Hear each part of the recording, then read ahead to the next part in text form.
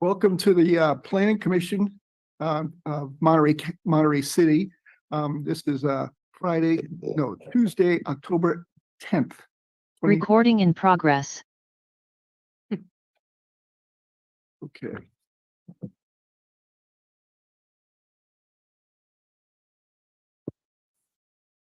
I'm going to open the consent calendar here. All we have on consent is the minutes of the past meetings. Does anyone have any changes to make or comment to make about the minutes from last time? No. I do need to call roll before we really get into the meeting too much. So if I could start that at this time. Is that okay? Okay, Chair Dawson, Here. Vice Chair Bluth, Here. Commissioner Brassfield, Present. Commissioner Fletcher, Here. Commissioner Freeman, Here. Commissioner Latassa. Here. All right, that is a full commission. Thank What you. about? Oh, and Commissioner Silva. Sorry, I used an old template. I'm here. Sorry about that. For staff present, we have Planning Manager Hill, Senior Associate Planner Sabdo, Recording Secretary Cleary. We have some public works staff here as well.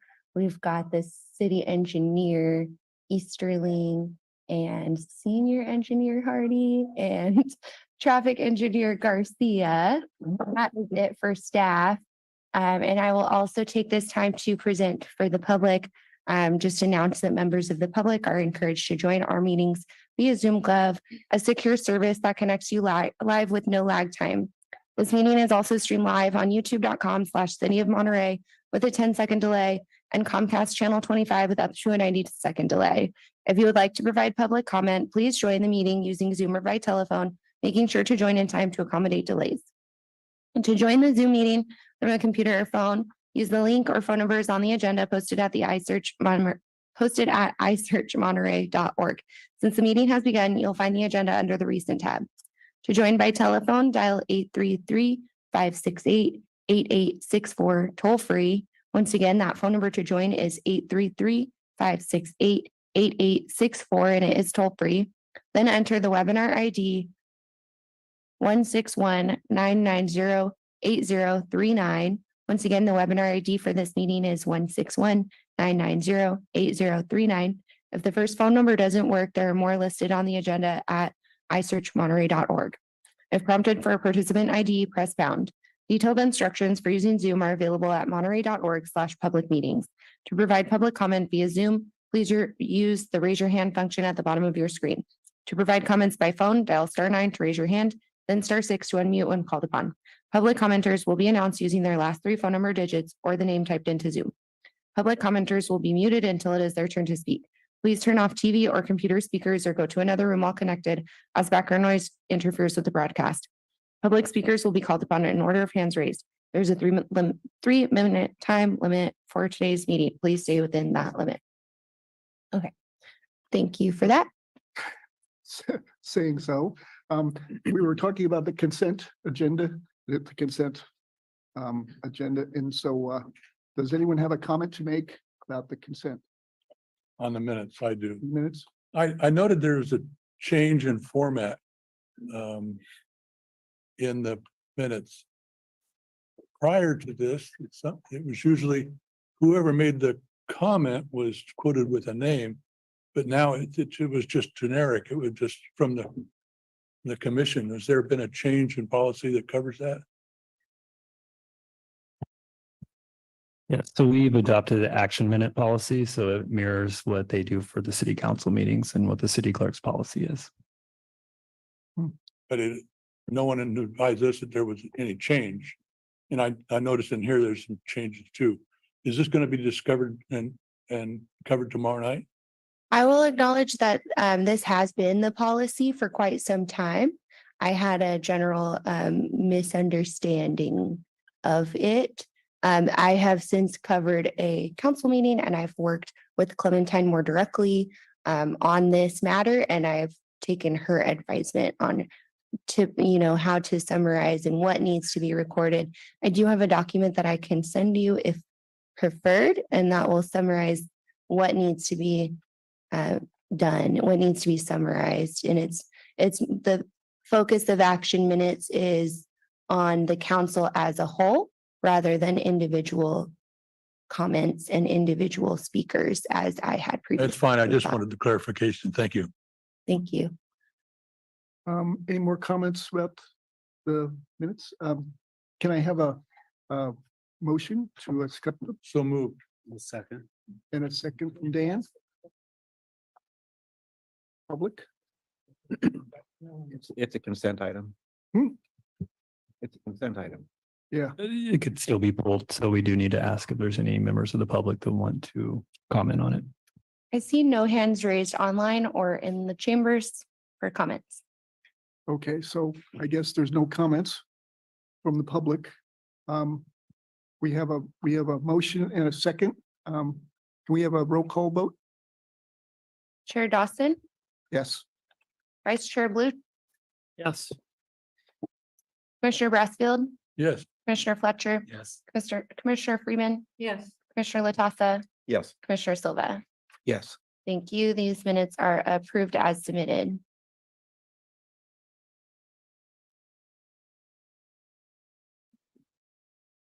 Okay, we have item number 2, September 26th. September 26th, 23. Oh, that's the minutes. I'm sorry. Looking at number 3, recommend to the city council that an amendment to the 2023-24 fiscal year capital improvement program is consistent with the general plan, specific plans, area plans, master plans, coastal plans, traffic calming plans, and move Monterey multimodal plan, not a project under CEQA. Can we have a staff report on that, please? Before we move into that, can we just make sure there's no members of the public that want to speak on any items not on the agenda? I didn't catch that. We have to check with the public to make sure there's no members of the public that want to speak on any items not on the agenda. There you go. Yeah. I see no hands raised online or in the chamber. Okay, thank you. Now we can move to the presentation. We were talking about a staff report. Yes. 1 minute to pull it up. Thank you.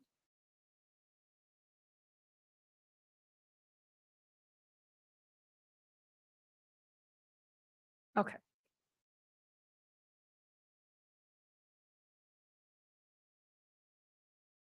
All right, good evening. My name is Christy Sabdo with the City of Monterey. I'm a Senior Associate Planner. I'll be presenting an amendment to the Capital Improvement Program for fiscal year 2023-24. It's a recommendation on the consistency with the general plan, area-specific plans, master plans, coastal plans, traffic calming plans, and the Move Monterey multimodal plan. There are 16 proposed amendments to the CIP program. They are listed in your packet. It's Exhibit A. All of the 16 CIP amendments have a brief description in the second column, and then a general plan consistency, and then other plans consistency review. So in review of Exhibit A, all of the 16 CIP amendments are consistent with the city's plans. So as I said, there's 16 CIP amendments. 5 of the projects were found to be not a project under CEQA. 5 of them are information collection, design, that type of project. There are 5 projects that are existing facilities, so improvements to existing facilities, and then 1 project that's a newer project, and I'll go over that in a minute. So just to cover the types of exemptions that apply to these projects. Information collection under CEQA is basic data collection, research, and resource evaluation activities. Existing facilities includes repairs, maintenance, minor alterations of existing public structures involving negligible or no expansion of existing or former use. And then replacement or reconstruction is the replacement or reconstruction of existing structures and facilities where the new structure will be located on the same site as the structure replaced and will have substantially the same purpose and capacity as the structure replaced. So there are 5 actions that are not subject to CEQA. They're not a project at this time.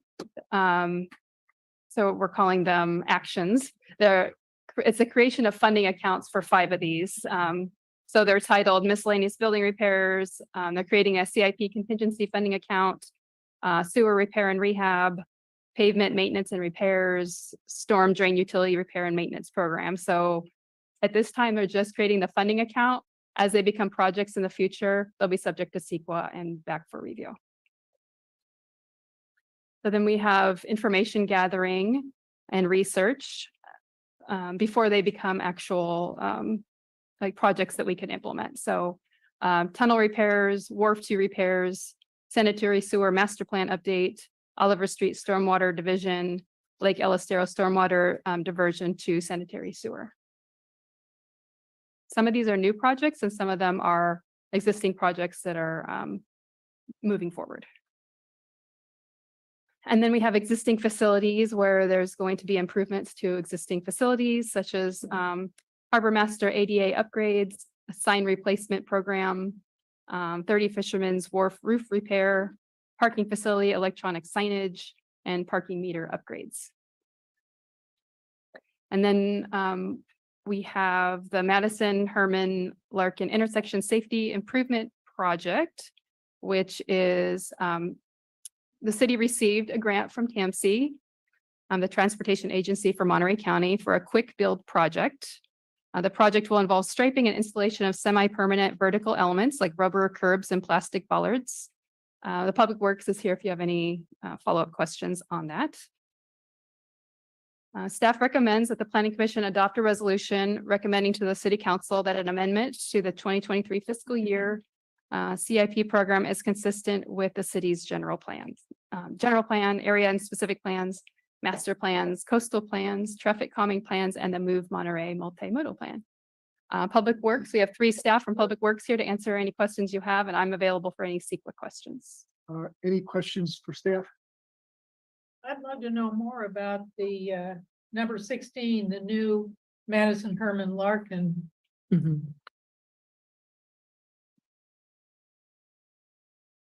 Hello, I'm Marissa Garcia and I'm with the Public Works Department and I support the traffic engineering activities. So this project is it's a pilot program with TAMC and it's what we call in the industry a quick build program. And it's the opportunity for cities to do a smaller semi-permanent. So if it doesn't work, it can be pulled out really easily. And it allows us to change the curb line, tighten up intersections and add traffic calming measures to slow vehicles down or add more pedestrian space. And so these projects vary from city to city, from intersection to intersection. And when we reviewed the pilot program for TAMC, we thought that this would be the best opportunity to employ something like this. Projects that are surrounded near schools tend to score higher. And since this would serve the Monterey High School, they aligned more closely with the program elements. And this is not set in stone. This is a concept. We also don't know necessarily what temporary features that we would be putting in. They could be rubber, they could be planter, but the goal is that if someone were to damage them, they could be easily replaced. If it's not working, we could remove it quickly, or we could modify it to find something that maybe better suits the way whatever issue is occurring. So. Okay, thank you. Any other questions? Was that going to be a traffic circle as the upgrade? So it's not really a traffic circle because you can technically drive over it. Like if it was a traffic circle, you'd have to drive around it. But with the quick build project, we couldn't change the curb line to make it wide enough. We originally went in looking at it in that manner, but it really wasn't wide enough. And we knew that particularly with like school buses or any other larger vehicles, they would have to drive over it. So likely be painted. But we thought we'd take it as an opportunity to do some placemaking and remind you that this is right next to the high school. And this is probably the most utilized intersection by the high school students when they're exiting for the afternoon. Dan? No? I have a question. We have, I think you said 15 projects. 16? 16. We're not really pressed for time today. No. And the public doesn't get our summary. Could we read those projects off with a brief explanation of what they entail? Sure. Sorry, okay. I can pull up the exhibits. If you give me just a second. Make it big enough so we can see it. Oh, sure. So good afternoon. My name is Tom Hardy, Senior Engineer for Public Works, and I can read just the descriptions of the projects. Starting at the top, the first project is just miscellaneous building repairs. It's a funding account that we use when buildings are in need of repair. You can pull from this account to get something done, whatever it might be. Tunnel repairs is an information gathering project for the tunnel down Lighthouse Curve.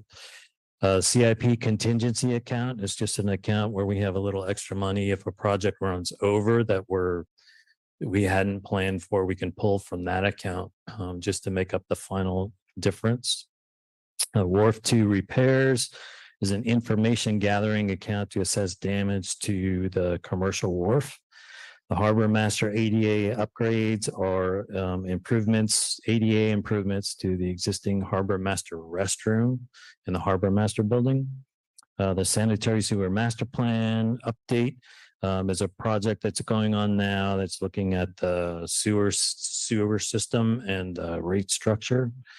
The sewer repair and rehabilitation is a funding account that funding is available for, again, if there's an emergency or repair that we know has to be made. The citywide pavement maintenance and repairs also is a funding account where if we're aware of a problem or an issue or an emergency happens, we can pull funding from this account to make the correction. Sign replacement program is to replace existing signs. The storm drain utility repair and maintenance program is a funding account also used for funding projects when we know they become or they need to be addressed when they become available. The Olivier Street Stormwater Diversion Project is a project that's in concept right now. It's to divert stormwater runoff to the sanitary sewer where it can be treated and then reused. And then also the next project down is the Lake El Estero Stormwater Diversion Project. That also is a project that will divert stormwater runoff into the sewer system where it'll be conveyed to the treatment plant where it can be treated and then reused. Those are both information gathering projects. 30 Fisherman's Wharf is a roof repair to the existing roof. It's leaking, so we have to fix it. Parking facility electronic signage is just signage for the parking structures downtown. Parking meter upgrades are what they say, I believe, just to replace parking meters when they're old or need repair. And then the Madison Herman Larkin intersection safety improvement program Marissa just spoke about. I have a question, as long as you're up there. Yes. I thought I saw funding account in a Yes. lot of places. How does a funding account get started? What's the practicality of it? That is a lot of times we don't know, like take the first one, the miscellaneous building repairs. We don't know what may break throughout the year. So we set money aside, assuming that something will, throughout the year, and it's just sitting there until we have an actual need for it. So it's not like project specific. It's just a source of funding that we can use in an emergency, or just another situation where something needs to be repaired to do that. And I think Christy said 5 of these projects on the list were actually just funding. That's all it is. So. And so you have to go to the comptroller to get that money, or how's that work? City council, yes. Yeah, Yeah. approves all the funding. And if it's going to be a large enough project, then we'd have to go back to them anyway to get the project approved. They would award They a don't like contract when that potentially. happens. No, neither do we, but it's a fact of life. Okay, thank you. Questions? Yes, sir. John, thank you for that presentation. Yes. On the stormwater diversion program, it's a first flush to clean the lines, and then it goes into a diversion apparatus. Actually, this is a little bit different. So it's not necessarily a first flush. There are 2 projects. One is Olivier Street, and that will take a runoff that goes through the sewer line. Originally, that project, we intended to take the pump. There's at the bottom of the tunnel, there's a pump to keep the groundwater low, and it's just pumping occasionally. We wanted to just be able to use that water. Monterey One Water, who operates the treatment plant, said, wow, we could use that water. So it's an opportunity that we have to, instead of just allowing it to discharge out, it'll end up in the bay. Eventually, we can use that. They can treat the water, they'll inject it to the groundwater over on the Salinas groundwater basin. But it's just an opportunity to reuse the stormwater that we're not able to take advantage of right now. So both of the projects are similar. The Olivier Street is one that will be drawing from the pump as well as the storm drain system. The Lake Elistero stormwater diversion will be drawing from the lake, and we're in the process now of getting permits from the state and the water rights and all those environmental permits that we need to get that in order. The Lake Elistero project will not happen for at least a year, and the Olivier Street project is following that, so probably 2025.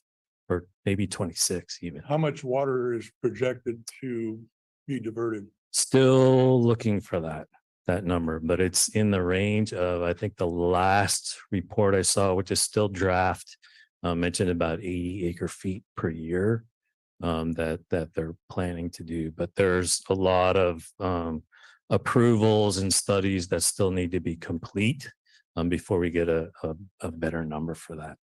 And will it be for use or injection into the earth? Yes, both. But my understanding is that it will go into the sewer system, so it will be treated at the plant and then injected or whatever reuse. They have the purple pipe now in some parts of the county as well, so they may reuse it for that. But the bottom line is it's water that we're not using now, but it will be available, and we can use it instead of using potable water from other sources. I've had 2 people ask me in the last month about what we're doing on water, and I told them that that's one of the things that the city has been working on is the diversion, so we can get more water. They ask, well, how much and when? I have no idea. Right. And we still don't know yet. And my understanding also is that ultimately the state water board has to, it may not lead to any changes in our planning or zoning or housing or any issues like that until the state reviews it and is comfortable with it. So it's something we're setting up for the future, but it's not going to happen immediately that way as thinking about the housing element discussions that are going. So these 2 projects are the low hanging fruit. Yes. Yeah. So I guess you need a like a sanitary sewer right near a stormwater source. Right. Uh, And we have both all throughout town. You never see them, which is why no one thinks of them very often. But yeah, at Lake Elistero, there's at the north end of the lake, between the lake and Del Monte Avenue, there's a lift station that's there already, and there's a sanitary sewer manhole, and the line is about, I think it's It's within right- 100 feet It's right away. there. Yeah. Yeah, and same with the Olivier Street location as well. Yes, sir. So thanks, Tom. I just have a few questions. I'd like to focus on the tunnel. So the Lighthouse Tunnel, I imagine the city is going to be looking at that thing pretty intensively in the future. And when was it built? Approximately. I'm just, this is just sort of So information. So if I remember that correctly, and we actually are having an upcoming annual biannual inspection from Caltrans. The tunnel gets inspected by Caltrans once every 2 years. I believe the date for that is, I want to say 1963 or 60, somewhere between 63 and 67. I've seen a lot of documents that fall in those range. I think maybe 67 was when it was completed, the construction. Okay, so in the 60-year-old Yeah, it's quite old. neighborhood. Yes. And it's there is when it rains a lot, it has to be pumped. Yes. And there's a series of pumps inside, underneath it that get rid of groundwater. It's Yeah. not salt water, it's just regular stormwater. Yeah, it's storm because so actually a lot of the so we have some storm drains that are in around Tyler Street and a little bit on Del Monte, and they actually drain back into the tunnel. And so it's not only catching groundwater, it's catching storm water that drains down into the tunnel, and then it gets pumped back up. Right. So over time, we did a huge stormwater project on Franklin in order to divert some of that water away from the tunnel, because it is an older pump. And that's part of the reason for the funding of the account, is to fund things like looking into the pump and its its future lifespan. And then also doing information gathering, like testing for compliance. Okay. And so, yes, so we diverted water from that, and we're trying to divert more water in order to both extend the life of the pump and not have not put so much pressure on the pump. So, I see. yes. So there's a single pump Mhm. and what is I know the elevation, the roadway elevation in the tunnel changes because it's sloping. What is the general, it's above sea level, obviously, because we're not pumping out salt water. Not yet. So you might not know the answer. I'm just Yeah, curious. I'd have to look at the plans, but I wouldn't necessarily, as of course sea level rises, I wouldn't necessarily take what the sea level measurement was at the time of those plans Right. over 50 years ago, and trust that that would be the mean sea level rise now. Yeah. So, It's such an interesting sort of a bottleneck of traffic and emergency services in the city. It's it's going to come back to us like some You bet. nasty family member or something. I don't know. But okay, so that's all I had about the tunnel. I had one other little pesky question about there's a little bridge, a pedestrian bridge on the trail between the Veterans Hall and the campground, that little lower section of trail there. And a little wooden pedestrian bridge washed out last winter. And now when you're walking on that path, you have to sort of scramble down this rocky slope. I was wondering if the city is aware of that. You might not, maybe this is a Tom question, but nothing to do with this item. I was just curious what's happening. Emergency funds. I'm not personally aware of that, but thank you, and I'll talk to you after the meeting, Terry. Somebody demolished it and hauled it away, so somebody must be aware of it, Mm. but And it's between Veterans Park and the And Veterans VFW, Hall. yes, it's right next to Veterans Hall. Where there's a trail that starts on the drive and you go down, it's right there, just 50 feet Across the from the roadway. street. Across the street from Veterans Hall. Okay. Yes, I know we did work on that last winter. And I can follow up on that. Okay, thanks a lot. Yep, that's all. Mr. Silva, No questions. no guts? Okay, so can I get I think we have public. actually, let's have some public comment on that. There's just when I was speaking, I noticed that Megan raised her hand too.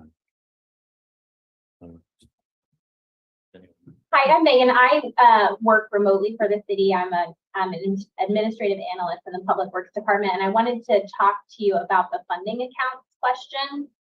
So those accounts have actually already been appropriated by the city council for specific uses. So we do not need city council approval to use that money as long as it's being used for the purpose as described. And so that's why it's important if we have emergencies or urgent projects that we have those funding sources available to us so that we do not have to go to council to get money to take care of those urgent projects. Like if we have an urgent sewer repair or storm drain, or, we need money for the pavement repairs. Some of those projects also are like our Measure PS account, where again, the money can only be used for a specific purpose. Like we have an account for SB1 and gas tax that we receive from the state. And those accounts already have a specific purpose that we can only use those accounts for that purpose. And then we create or build projects that fit that scope. And those individual projects and each action that we take in the community for repairs or maintenance are subject to CEQA review. So that's why it's important for us to have those accounts. And that way, again, we don't have to go to council each time we want to. Well, thank you. That answers a lot of questions for me. Any more? Do we have any more hands raised? There are no hands raised online. Just in case somebody else wants to join, you can join the Zoom meeting from a computer or phone by using the link or phone numbers on the agenda posted at isearchmonterey.org.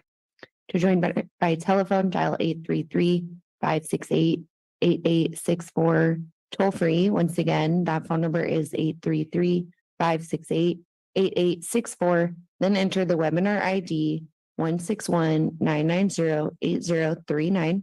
Once again, the webinar ID for this meeting is 161-990-8039. To provide comments by Zoom, please use the raise your hand function at the bottom of your screen. To provide comments by phone, dial *9 to raise your hand, then *6 to unmute when called upon.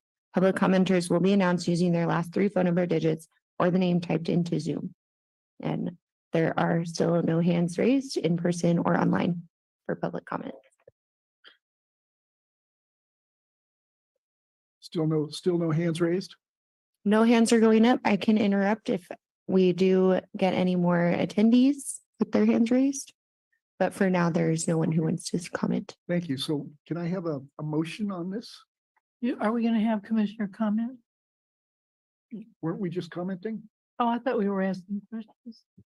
Yes, so goes questions for staff, then open for public comment, and then back to commissioner comments prior to a motion. Okay, Commissioner. Just one comment. I wanted to say something to Ms. Garcia. The intersection, this 5-way intersection, I go down it, but 25 times a day. And so much of it is safe and curbed. And then there is this one area that is not curbed, and it is the north side of Herman going up to Villa del Rey, where the right-of-way is being invaded by plants and rocks and private property possibly, but perhaps city property maybe. But what it does is make the road much narrower, and it's pretty dangerous. And there's a lot of almost, when you're going up, especially when school lets out or when school is 8:30, 3:30. But I wondered if the Public Works would take a look at the north side embankment on that road, because all the other access points to this project of yours are are absolutely curbed and safe. But that's one that I think you might look at. Comments? No. Okay, so I guess now I need a motion and a second. I'll make a motion to recommend to the city council that this item be approved as submitted. I'll second. Bob seconds. Okay, any comments about before the vote? Nope. Okay, so can we have a roll call, please? Chair Dawson, Yes. Vice Chair Bluth, Yes. Commissioner Brassfield, Yes. Commissioner Fletcher, Yes. Commissioner Freeman, Yes, Commissioner Latassa, Yes. Commissioner Silva. Yes. Thank you. This motion carries unanimously. Okay, so we have an opportunity for commissioner comments. No comments? Oh, comment for sir. I'd like to clarify from the last meeting when we talked about signs at historic sites. Monterey does have some. Most of them are fading into obscurity. One right next to the post office is a good example. But I'm just interested to know if there's any interest in advertising our history with signs and maybe even updating some of those old signs. Are those signs the cities or are they the states? What? Does it make any difference? I know it costs you, but I'm just saying It's the city, I think. in the interest of the city. Yeah. To advertise our historic sites. Well, And- all the Mills Act houses have. Well, they don't Signs. have, they have some kind of a plaque. Yeah. But they don't necessarily have, this one, the one down by the post office is set in concrete next to the sidewalk, so it's got a big, and I think it's a state sign. I think Dan is right, but that's my point, and you can barely read it anymore. Mhm. I think I remember something about a private foundation putting those signs in a long time ago. I mean, the ones that are on Dutra and on Pierce, that sign that has that curved top to it, I think those were put in, maybe staff would know for certain, but I think it was a foundation that put those in 60 years ago or so. So Yeah, I don't know how they're maintained if it's a private, If at all. yeah. Yeah, I'm not sure what the funding mechanism was. Correct. okay. Yeah, not sure what the original funding mechanism was for those signs. We can look into that. It most likely didn't include any maintenance. It's probably just a one-time funding mechanism, but we We need can is another funding account. possibly. We have Megan Or, online. but the idea of maybe some kind of a site on a computer or a handout that shows a walking route to show historic sites. I think it would be advantageous to the city as part of a Chamber of Commerce issue or whatever, but and I talked with a couple and they thought they know of a couple that they referred me to it, but they were state signs. They were not Mills Act, but Yeah, the signs that are vertically mounted on the poles, I believe those are all for the H1 properties, which are primarily the Adobes. Yeah. Yeah. There would be a significantly larger amount if we were to include the Mills Act properties. thank you. Okay, I guess I have a question. yes, sir. So Levi, I didn't follow the last council meeting, but I guess they decided to keep the call-in part of the public hearing. That's actually one of the planning update items. It's actually going to be discussed at tomorrow night's city council meeting. So that's the city council policy on governance that's going to be discussed there. Is it tomorrow night or tomorrow afternoon? I thought it was 4 o'clock. It's tomorrow afternoon. So that will be discussed. Hallelujah. Planning office update. Levi. Sure. Yeah. As I just noted, yeah, tomorrow afternoon, 4 o'clock session, they will be picking up that governance discussion that was tabled from the September 27th meeting. So, that policy will likely have some level of impact on this commission and how we receive public comment. So encouraged to participate if you wish. Aside from that, we do have items tentatively scheduled for the October 24th Planning Commission meeting. One would be the draft cannabis business overlay that will come before this commission, and then two other items, development applications for a use permit, and then a signage appeal. Not noted on the planning update included in your packet. I did want to follow up. At the previous meeting, it was indicated there was a desire for some level of security training for this commission. That is being discussed with the chief of police, who is looking at preparing some training, a number of different training opportunities for all the commissions and committees. So more to come on that. It will be kind of a staggered schedule so as not to create any Brown Act conflicts. More to come on that, but that's being created at this time. That's it. Thank you. No more comments? No? Okay. It's what is it? 4:22. 32, excuse me. One of our shorter meetings. We're out of here. Good. Well done.